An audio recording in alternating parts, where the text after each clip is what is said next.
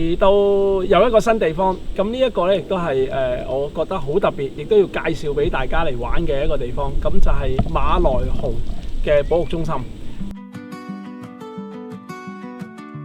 婆羅洲馬來熊保育中心喺2008年嘅時候咧就開始興建，到2014年咧就正式對外開放啦。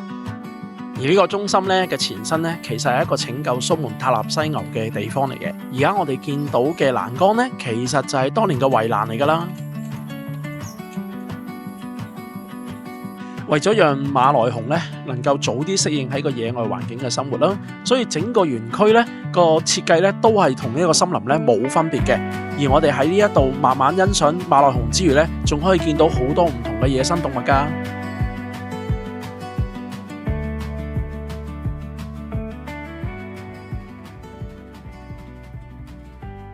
OK，Ken 嗱，而家咧我哋就嚟到呢個 Bornean Sun Bear Conservation Centre， 即係我哋叫嘅 BSBCC。係，你睇呢度環境非常之靚啦。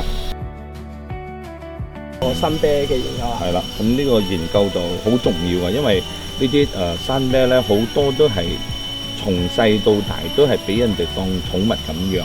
嚇，當寵物熊喎？係啊，好多人覺得佢細隻嘅時候好似 Teddy Bear 咁樣好得意。就捉咗佢哋嚟養咯，所以佢哋就根本上係，如果唔經過呢個 Sun Bear Centre 想放翻佢哋野生咧，根本上係冇可能嘅事，佢哋死緊啊！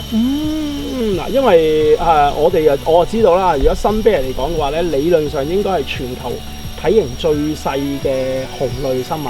係啦。咁佢實際成年有幾大隻？佢公咧就大致上可以到差唔多50 kg 咁樣50 kg 大隻嗰種啦，都通常乸咧嗰啲就會比較細隻啲咯。乸就細隻啲。OK， 咁佢哋食咩為主咧？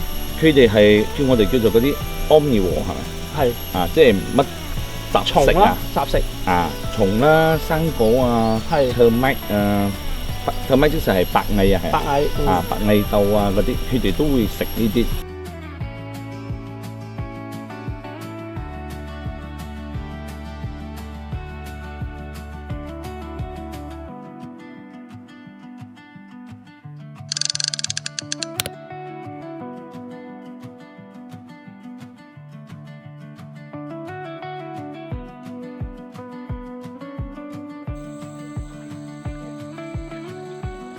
西必樂人猿保護中心咧成立喺1964年，佢哋嘅總面積咧大概有4200幾公頃，4個香港咁大啊！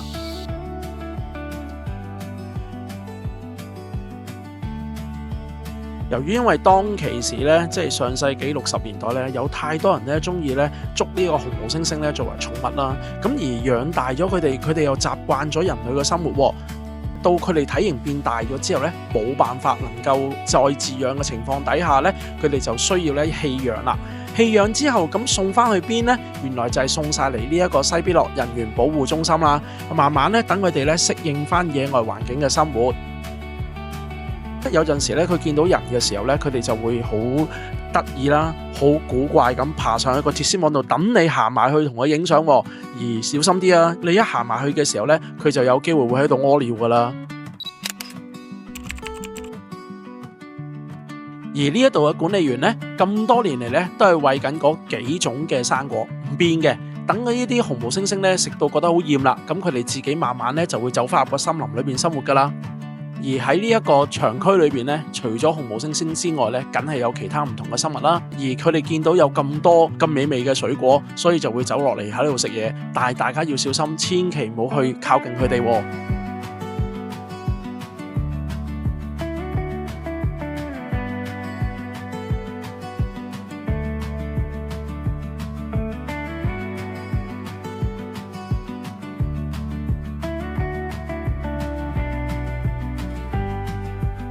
而喺觀察嘅期間咧，有機會咧會見到呢一度嘅大佬，係啦，咁即係咧一隻完全成年嘅公雄性嘅紅毛猩猩。